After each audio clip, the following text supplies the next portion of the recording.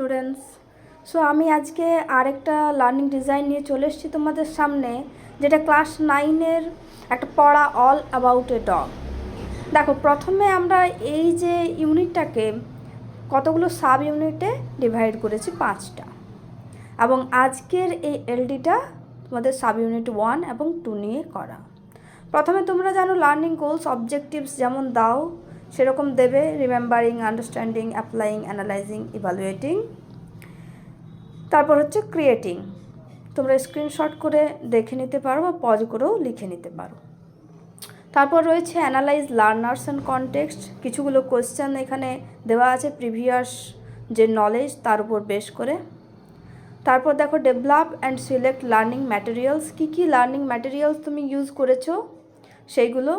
দেন learning strategies, কী কী strategy, learning areas এবং তার রিলেটেড স্ট্র্যাটেজি তোমরা স্ক্রিনশট করে দেখে নেবে। এবার রয়েছে সেটারই ব্ল্যাকবোর্ড একটা ইউজ করেছি, এটা আর্ট পেপার কেটে নিয়ে লিখেছি। দেন আসছি ডিজাইন ফর ইভ্যালুয়েশন। সবার শেষে কী করতে হবে, ইভ্যালুয়েশন যে তোমার শিট সেটা রেডি করে নিতে হবে। এবং আমরা এখানে 4টা টাইপ অফ কোয়েশ্চেন্স আমরা সেট করেছি, এবং ওইগুলো কী ধরনের প্রশ্ন, ফ্যাকচুয়াল নলেজ, কগনিটিভ না আন্ডারস্ট্যান্ডিং লেভেলের, সেগুলো তোমাদের লিখতে হবে ইউনিভার্সিটি রুল অনুযায়ী। তো এই ছিল আমাদের আজকের লার্নিং ডিজাইন, এবং পরবর্তীতে আমরা আবার ফিরে আসবো অন্য একটা লার্নিং ডিজাইন নিয়ে তোমাদের সামনে। সো স্টে টিউন, এবং তোমরা সবাই ভালো